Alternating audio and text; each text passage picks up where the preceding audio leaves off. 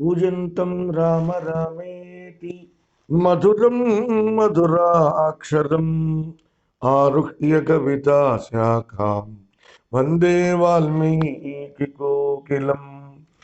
రామాయ రామభద్రాయ రామచంద్రాయ వేదసే రఘునాథాయ నాథాయ సీతాయాః పతయే నమః.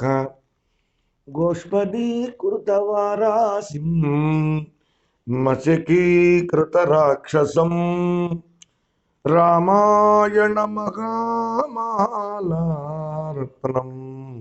వందే అనిలాత్మజం. ఆంజనేయ స్వామి తనకు విశ్వాసాన్ని కలిగించడం కోసం అని చెప్పి తీసుకుని వచ్చినటువంటి రామనామాంకితమైన దివ్య అంగుళీయకాన్ని ఆ తల్లి తీసుకుంది. సాక్షాత్తుగా రామచంద్రుడే తన వద్దకు నడిచి వచ్చాడా అన్నంత ఆనందాన్ని పొందింది సీతమ్మ తల్లి.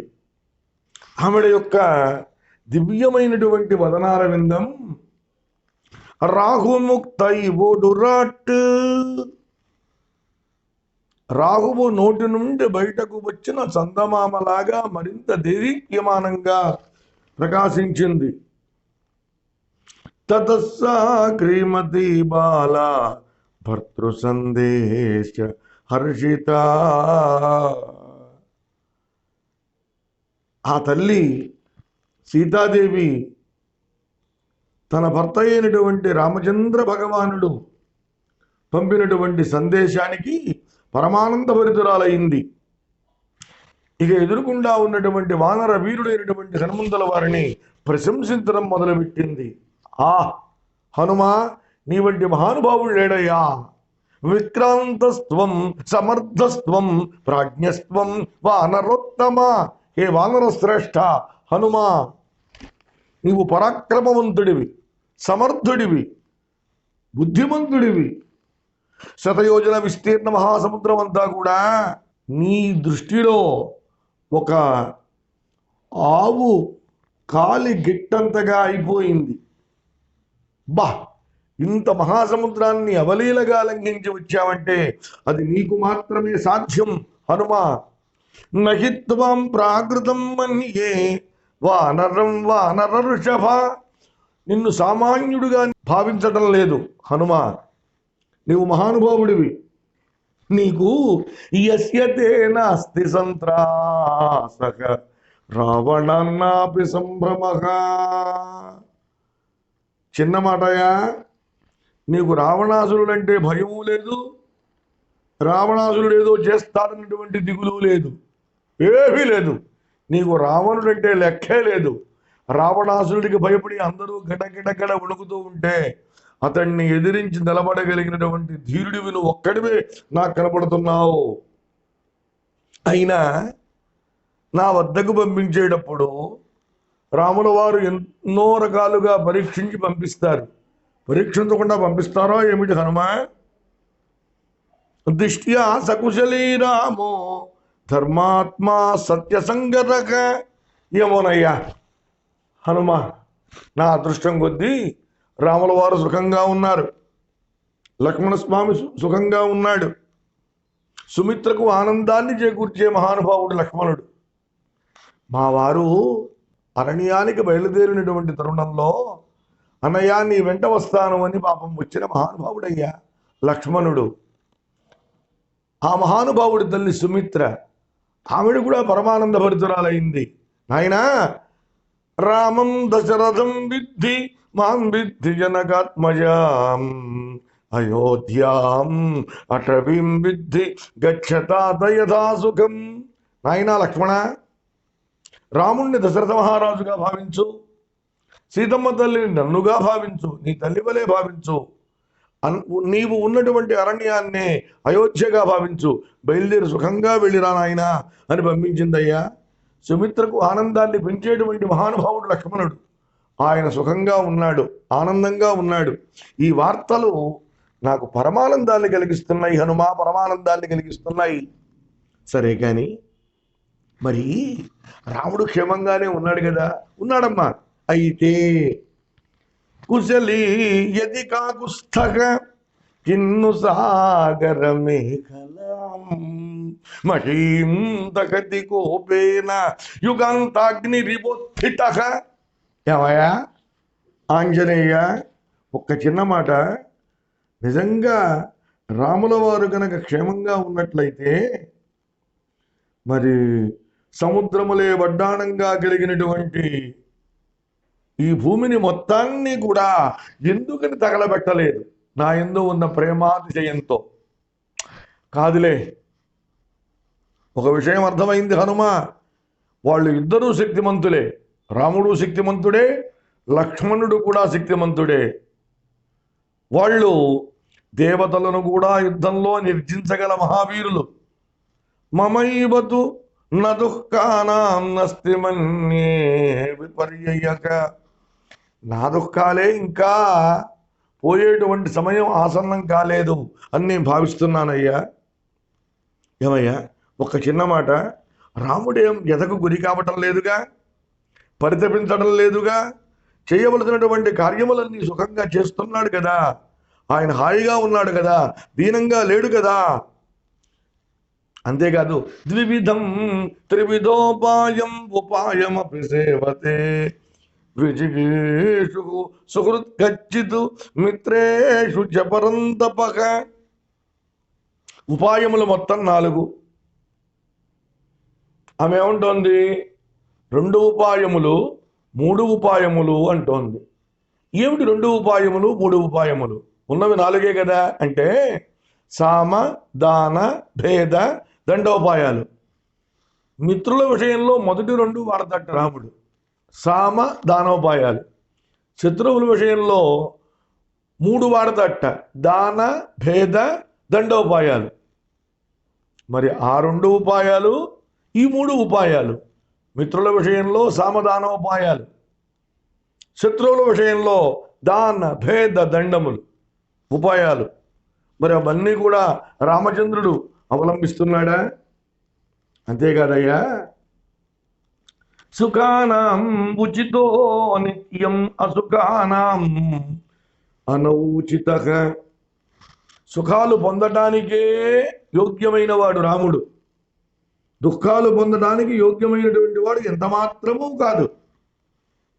అటువంటి రామచంద్రుల వారు దుఃఖాన్ని పొంది కుంగిపోవటం లేదు కదా హనుమ. నా కోసమని చెప్పి రామచంద్రుడు ఎప్పుడు వస్తాడు? కచ్చిన్నన్యమనారామః కచ్చిన్నన్యమనారామః కచ్చిన్మాం తారయిష్యతి. నన్ను ఈ రావణ చెర నుండి ఎప్పుడు తరింపజేస్తాడు? భరతుడు నా కోసమని అయోధ్య నుండి భయంకరమైనటువంటి మా అయోధ్యలో ఉన్నటువంటి అక్షౌహిణి సైన్యాన్ని ఎప్పుడు పంపిస్తాడు? వానరాధిపతి సుగ్రీవుడు, నువ్వు చెప్పావు కదా, సుగ్రీవుడు ఎంత గొప్పవాడో విన్నాను. ఆయన ఎప్పుడు వస్తాడు? ఎలాంటి వాళ్ళు వెంట వచ్చేవాళ్ళు? వృతోదంత నఖాయుధై, వజ్రదంష్ట్రములు వజ్ర నఖములు కలిగినటువంటి వానర వీరులతో సుగ్రీవ ప్రభువు ఎప్పుడు వస్తాడు? మా మరిది కచ్చిచ్చ లక్ష్మణ సూరగా సుమిత్రానందవర్ధనగా. సుమిత్రకు ఆనందాన్ని మరింత మరింత మరింత పెంచేటువంటి మహానుభావుడు లక్ష్మణుడు. తన యొక్క అస్త్రములతో శస్త్రములతో ఈ రాక్షసుల్ని ఎప్పుడు వధిస్తాడు? చెప్పవా స్వామి అని ఆవిడ రకరకాలుగా తన బాధను ఆవిష్కరించింది హనుమ ముందు. శిరస్యంజలిమాదాయ వాక్యముత్తరమబ్రవీత్. 2 చేతులు జోడించాడు, శిరస్సున పెట్టుకున్నాడు, శిరస్సు వంచి నమస్కారం చేశాడు. అమ్మా సీతమ్మ తల్లి, శృత్వైవతు వచో మహ్యం క్షిప్రమేష్యతి రాఘవః. ఇక్కడి నుంచి వెళ్ళి నేను రామచంద్ర సీతమ్మను చూశానయ్యా, లంకాపట్టణంలో అశోకవనంలో శంసుభావృక్ష కింద ఉన్నదయ్యా. రావణుడు భయంకరాకారుడు, రావణుడు పరమ దుర్మార్గుడు, వాడి చెరలో ఉన్నదయ్యా, నీవు వచ్చి కాపాడాలయ్యా అని చెప్పిన మరుక్షణం ఆ మహానుభావుడు వెంటనే బయలుదేరి వస్తాడు. తన బాణ పరంపరలతో మొత్తం సముద్రాన్ని మొత్తాన్ని కూడా ఇంకేట్టు చేసి వస్తాడు. రావణాసురుణ్ణే కాదు రాక్షసులందరినీ కూడా సంహరిస్తాడు. రాముడు వచ్చేటువంటి తరుణంలో ఒకవేళ దేవతలు కానీ యమధర్మరాజు కానీ ఎవరైనా మధ్యలో అడ్డుపడితే రావణునకు సహాయంగా వస్తే వాళ్ళని కూడా సంహరిస్తాడు రామచంద్రమూర్తి. అంత గొప్పవాడు. అమ్మా నేను వీటి మీద ఒట్టు పెట్టుకుని చెబుతున్నానమ్మా. మలయేన మలయేన జవించేన మేరుణ మందరేణ చ. మలయ పర్వతం, వింధ్య పర్వతం, మేరు పర్వతం, మందర పర్వతం, దర్దుర పర్వతం, వాటి మీద మేము ఎప్పుడు తినేవి కందమూలాలు, ఫలాలు, వాటి మీద కూడా ఒట్టు పెట్టుకుని చెబుతున్నాను. అమ్మా తప్పనిసరిగా రామచంద్ర భగవానుడు ఇక్కడికి వస్తాడు, నిన్ను చూస్తాడు, సమాంతవంగా రావణుణ్ణి సంహరిస్తాడు, నిన్ను తీసుకుని వెళతాడమ్మా. నా మాట విను అమ్మా. రామచంద్రుడు ఏనాడు కూడా చెయ్యకూడని పనులు చేయడు. నమాంసం రాఘవో భుంక్తే నాపి మధు సేవతే.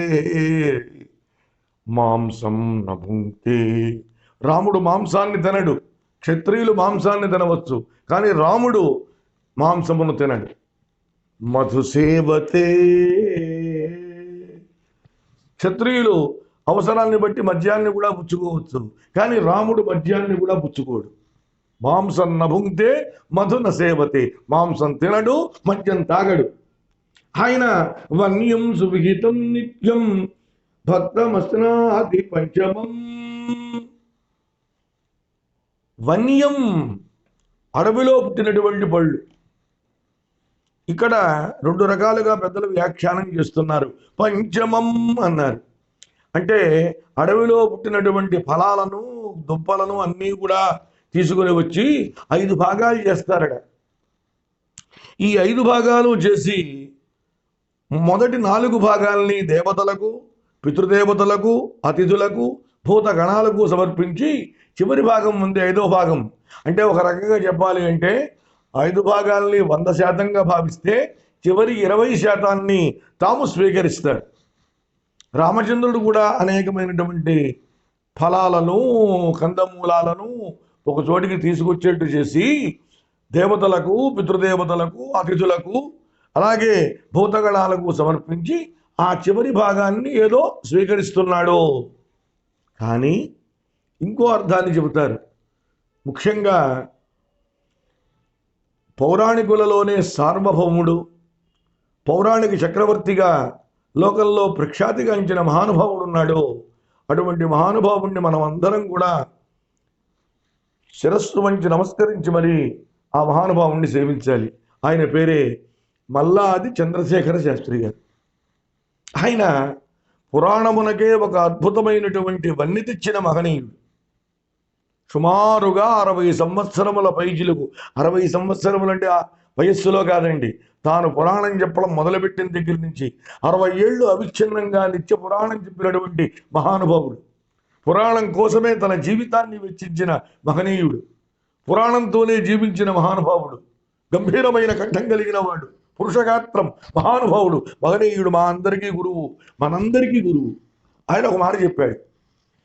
ఇక్కడ ఇలా 5 భాగాలు చేసి 5వ భాగాన్ని రాముల వారు పుచ్చుకుంటున్నారు అంటున్నారు. ఇంకో విశేషం కూడా ఉంది అన్నారు. ఏమిటది అంటే సమయములను 5గా విభాగం చేస్తే పంచమం అంటే 5వ కాలం. 5వ కాలము అంటే ఉదయం దగ్గర నుంచి లెక్క వేస్తే ఇంచుమించు 4, 3:30, 4:30 ఆ ప్రాంతం. రాముడు ఏమీ తిరగబోతూ ఉంటే ఏమయ్యా తినవయ్యా తినవయ్యా తినవయ్యా అంటే ఏదో ఒక పండో, ఒక కాయో, ఒక కసరో ఏదో ఆ టైంలో కొంచెం నోట్లో వేసుకుంటున్నాడు అని చక్కని వ్యాఖ్యానాన్ని చేసి చెప్పారు. ఇది అని అందువల్ల ఇటు గోవిందరాజీయ వ్యాఖ్యానం ప్రకారం 5 భాగాలుగా చేసి 5వ భాగం పుచ్చుకున్నాడు ఒక అర్థం. 5వ కాలంలో ఏదో కొంచెం మా అందరి ప్రార్థన మేరకు రాముల వారు తింటున్నారు. ఇది ఇంకొక అర్థం. ఏ అర్థములైనా పెద్దలు చెప్పిన వాటిని మనం స్వీకరించి శిరస్సు వంచి వారికి నమస్కారం చేయడం చాలా ఉత్తమ లక్షణం. కాబట్టి ఈ సందర్భంగా ఆ మహానుభావుడైనటువంటి మల్లాది చంద్రశేఖర శాస్త్రి గారి దివ్య పాదార విందాలకు ఒక్కసారి నేను 2 చేతులు జోడించి శిరస్సు వంచి పాదాభివందనం చేస్తున్నాను. అమ్మా సీతమ్మ తల్లి, శ్రీరామచంద్రుడు తన వంటి మీద వాలినటువంటి అడవి దోమల్ని కానీ, అలాగే ఇంకా విశేషమైన వాటిని చెబుతున్నాను, అడవి ఈగల్ని కానీ పురుగుల్ని కానీ చివరికి పాములు పాకుతున్నా కూడా పట్టించుకోవటం లేదమ్మా. తెలియటం లేదు ఆయనకి. కారణం ఏంటో తెలుసా అమ్మా? సీతమ్మ తల్లి నిత్యం ధ్యానపరో రామో నిత్యం శోకపరాయణగా, నిత్యం ధ్యానపరో రామో, నిత్యము నీ ధ్యానంలోనే ఉన్నాడు తల్లి. నిన్ను రక్షించలేకపోయానని శోకంతో ఉన్నాడమ్మా రాముల వారు. ఇంకా ఏది కూడా ఆయన ఆలోచించడమే లేదు. అనిద్ర సతతం రామగా, ఎప్పుడు నిద్రపోవటల్లా రాముల వారు. ఇప్పుడన్నా అలా ఒక్క నిమిషం కన్నంటితే ఆయనకి సీతేతి మధురం వాణి వ్యాకరన్ ప్రత్యబుధ్యత, హా సీత అంటూ వెంటనే ఆయన నిద్రలేస్తున్నాడు. అంతేకాదు దృష్ట్వా ఫలం వా పుష్పం వా, ఒక పండుని చూసిన, ఒక పుష్పాన్ని చూసిన, ఈ మనస్సును హరించేటువంటి దేన్ని చూసినా, ఒక చంద్రుణ్ణి చూసినా, ఒక తామర పువ్వుని చూసినా, హా ప్రియేత్యేవం, హా ప్రియా సీత అని పెద్దగా ఎలుగెత్తి ఏరుస్తూ ఆయన బాధపడుతున్నాడమ్మా. నిత్యము నీ గురించి తప్పించిపోతున్నాడు తల్లి అని తన గురించి రాముల వారు అంతగా పరితపిస్తున్నారు అన్నటువంటి విషయాన్ని వినంగానే రామ సంకీర్తనం వల్ల ఆ తల్లికి కాస్త శోకం పోయింది. సారామ సంకీర్తన వీత శోక, సారామ సంకీర్తన వీత శోక, రామస్య శోకేన సమాన శోక, శరణ్ముఖే సాంబుదశేష చంద్ర, నిషేవ వైదేహ సుతా బభూవా. శ్రీరామచంద్ర భగవానుని యొక్క దివ్యమైనటువంటి సంకీర్తనంతో ఆవిడ శోకం కాస్త పోయిందిటండి. ఎలా ఉంది ఆవిడ? రామస్య శోకేన సమాన శోక, రాముని యొక్క శోకంతో సమానమైనటువంటి శోకం కలిగినటువంటి ఆ తల్లి శోకం కాస్త పోయింది. అంతేకాదు శరత్కాలంలో చక్కనైనటువంటి చంద్రునితో శోభిల్లేటువంటి రాత్రి ఎంత దేదీప్యమానంగా ప్రకాశిస్తూ ఉంటుందో సీతమ్మ తల్లి యొక్క ముఖము ఆనందంతో అలాగ ప్రకాశించింది. ఆంజనేయ స్వామి అద్భుతంగా రాముల వారు అనుభవించేటువంటి స్థితిని వర్ణించి చెబితే విన్నటువంటి సీతమ్మ తల్లి ఒకే మాట అంది, హనుమా నీవు చెప్పినటువంటి మాటలు అమృతం విష సంసృష్టం త్వయా వానర భాషితం. నీవు చెప్పినటువంటి మాటలన్నీ కూడా విష సంసృష్టం అమృతం, విషముతో కూడినటువంటి అమృతంలాగా ఉన్నాయి. ఏమిటి? నన్నే రాముల వారు అనుకుంటున్నారు అంటే అది ఆనందంగానే ఉంది, కానీ ఆయన పరితాపాన్ని పొందుతున్నాడు అంటే చాలా బాధగాను ఉన్నదయ్యా. చూశావా హనుమా, విధిర్నూనమసంహార్య ప్రాణినం ప్లవగోత్తమా.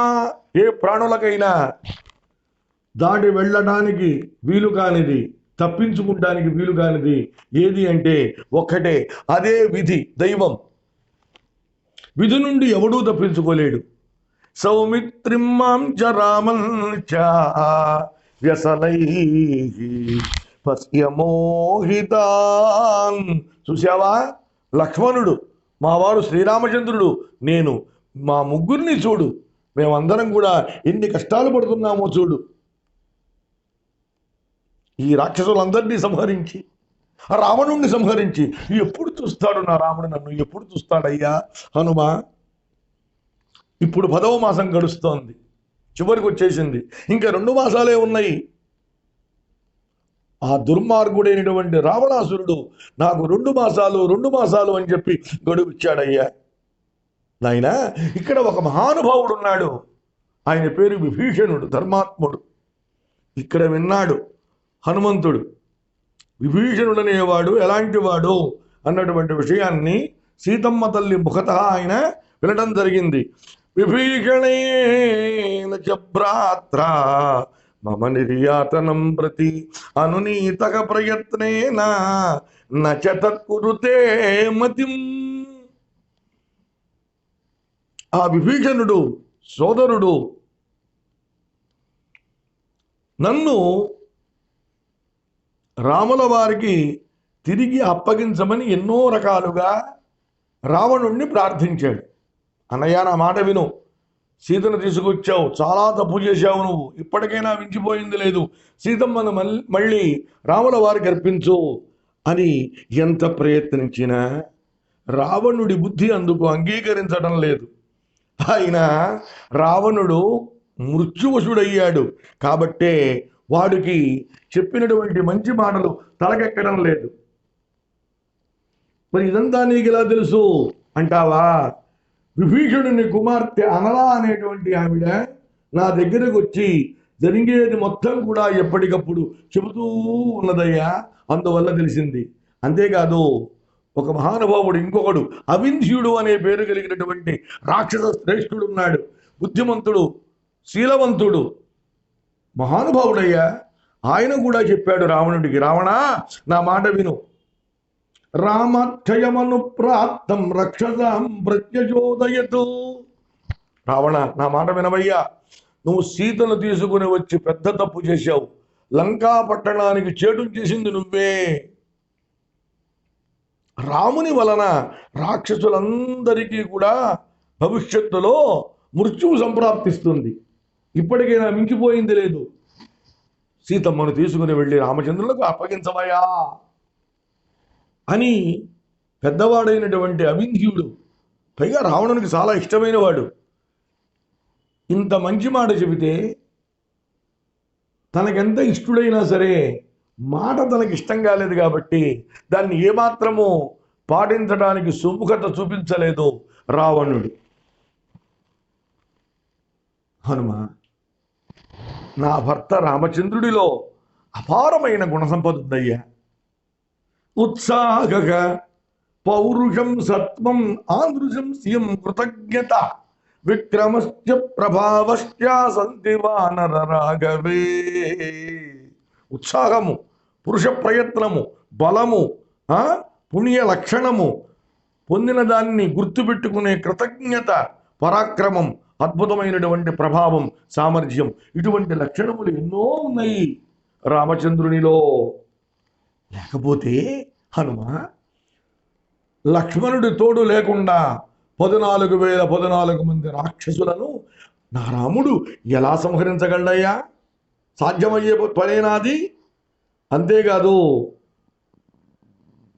ఆ మహానుభావుడు శరజ ఆలంసు మనసు రక కపేరామ దివాకరక వానర శ్రేష్ఠ హనుమ, ఆ రాముడనేటువంటి సూర్య భగవానుడు రాక్షసులనేటటువంటి శత్రువులనే నీళ్లను ఎప్పుడయ్యా తన కిరణాలతో ఇంకింపజేసేది? సూర్యుడు కిరణాలతో ఇంకింపజేస్తాడు. ఈ రాముడనేటువంటి సూర్యుడు తన బాణాలతో రాక్షసులనేటువంటి ఆ నీటిని ఇంకింపజేస్తాడు. ఎప్పుడు చేస్తాడు చెప్పు అంటే విన్నాడు ఆంజనేయ స్వామి. అమ్మా, వస్తాడమ్మా రాముడు, త్వరగా వస్తాడు, త్వరలోనే వస్తాడు. క్షిప్రమేష్యతి రాఘవగా, త్వరలోనే వస్తాడమ్మా రామచంద్రుడు. శమం ప్రకర్షన్ మహతీం హర్షగణ సంకులాం. వానరులు, ఎలుగుబంట్లు, గోలాంగూలాలు, ఒకటేమిటి ఇన్ని రకములుగా వానరాలలో భేదాలున్నాయో అన్ని వానర వీరులతో కలిసి, అన్ని సైన్యములతో కలిసి రామచంద్ర భగవానుడు త్వరలోనే వస్తాడు. అమ్మా, చిన్న మాటమ్మా అన్నాడు. ఏమిటి నాయన? ఏం లేదమ్మా, నువ్వు ఇక్కడ కూర్చుని నా రాముడు ఎట్లా ఉన్నాడు, ఆయన ఆహారం తీసుకుంటున్నాడా, దుఃఖపట్టం లేదుగా, ఇన్ని ప్రశ్నలు వేసే బదులు అథవా మోచయిష్యామి త్వామద్యైవ వరాననే అస్మాద్ దుఃఖాదుపారోహ మమ పృష్టం అనిందితే. ఎందుకమ్మా, నువ్వు ఒక్కసారి ఇవాళ నా వీపు మీద కూర్చో, ఈరోజే నీకు దుఃఖం లేకుండా చేస్తా, ఇవాళే నీ దుఃఖానికి చివరి రోజు, నిన్ను తీసుకుని వెళ్ళిపోతాను రాముల వారి దగ్గరికి. ఎలా తీసుకెళ్తానో తెలుసా? మహానుభావుడైనటువంటి అగ్నిహోత్రుడు దివ్యమైనటువంటి హవిస్సును దేవతల దగ్గరికి ఎలా తీసుకుని వెళతాడో అంత పవిత్రంగా నిన్ను తీసుకుని వెళతానమ్మా. ఈరోజే నువ్వు రాముడిని చూస్తావు, ఈరోజు నువ్వు లక్ష్మణస్వామిని చూస్తావు, నా మాట వినమ్మా అన్నాడు. పృష్ఠమారోహమే దేవి, నా వీపు మీద ఎక్కి కూర్చోవమ్మా తల్లి, సీతమ్మ తల్లి అన్నాడు. విన్నది ఆవిడ, విని ఆశ్చర్యపోయిందండి. హనుమ చూస్తేనేమో చిన్నగా ఉన్నాడు, ఇంతున్నాడు, ఏమంటున్నాడు, అంత ఉన్నటువంటి తనని వీపు మీద కూర్చోమంటున్నాడు. చిరునవ్వు నవ్వంది. హనుమన్ దూరమధ్వానం కథం మాంబోఢుమిచ్చసి. ఎంత దూరమయా రాముల వారు ఉన్న ప్రదేశం, ఇక్కడి నుంచి అక్కడికి నన్ను మోస్తావా నువ్వు? విన్నాడు హనుమంతుల వారు. చింతయామాస లక్ష్మీవాన్ నవం పరిభవం కృతం. తనకు ఇప్పుడు నూతనమైనటువంటి పరాభవం కలిగింది, అవమానం జరిగింది. తనను చాలా స్వల్పము అయినటువంటి శరీరము కలిగిన వాడుగా అమ్మ భావిస్తోంది. అమ్మకు ముందు ధైర్యాన్ని చేకూర్చాలి. హనుమ ఎంతటి కార్యాన్నైనా చేయగల ధీరుడు, వీరుడు, సూర్యుడు, మహాపరాక్రమవంతుడన్న విషయం సీతమ్మకు తెలియాలి. అందుకని ఆయన అనుకుంటున్నాడు, నమే జానాతి సత్వం వా ప్రభావం వా అసితేక్షణ తస్మాత్ పశ్యతు వైదేహి యద్రూపం మమ కామతః. ఈ సీతమ్మ తల్లికి నా స్వరూపం అంటే ఏమిటో, నేనంటే ఏమిటో ఇంకా తెలియలేదు, అందుకని సీతమ్మ నా రూపాన్ని చూడవలసిందే అనుకున్నాడు. అనుకుని ఆ మహానుభావుడు కొంచెం పక్కకి వెళ్ళాడు. వెళ్ళి తతో వర్ధితుమారేభే సీతా ప్రత్యయ కారణాత్తు, తన శరీరాన్ని పెంచడం మొదలుపెట్టాడు హనుమంతుల వారు. హరివీర భయంకరుడైనటువంటి వాడు, ఆగమ సూర్యుడైనటువంటి వాడు హనుమంతుల వారు పెరిగి పెరిగి పెరిగి పెరిగి అలాగా ఆ మహానుభావుడు గొప్పగా పెరిగిపోతూ ఉంటే మేరు మందర సంకాశ, మేరు పర్వతంలాగా, మందర పర్వతంలాగా ఉన్నాడు. వజ్రదముష్టనఖ, వజ్రముల వంటి కోరలతో, వజ్రముల వంటి గోళ్లతో భయంకరంగా ఉన్నాడు హనుమంతుల వారు. బాగా ఎదిగాడు. అక్కడి నుంచి అంటున్నాడు, అమ్మా తల్లి సీతమ్మ, లంకా మీమాంసనాథం వా నయితుం శక్తిరస్తి మే. తల్లి, నేను తలుచుకుంటే ఈ లంకా పట్టణంతో సహా తోకతో చుట్ట చుట్టి ఇక్కడి నుంచి ఒకేసారి రాముల వారి ముందు పడేయగలను. రావణాసురుడితో సహా లంకా పట్టణం మొత్తాన్ని రాముల వారి ముందు పడేయగలను, అంతటి శక్తి ఉన్నదం సీతమ్మ తల్లి అని ఆ మహానుభావుడు అన్నాడు. ఆయన యొక్క దివ్యమైనటువంటి రూపాన్ని చూసి పరమానంద భరితురాలైంది ఆ సీతమ్మ తల్లి. ఆహా, ఇంత ఉన్న హనుమ ఎంత వాడో కదా అనుకుని పరమానందంలో ఉంది. మిగిలినటువంటి అద్భుత కథాంశాన్ని తర్వాత ప్రవచనంలో మనం తెలుసుకుందాం. స్వస్తి.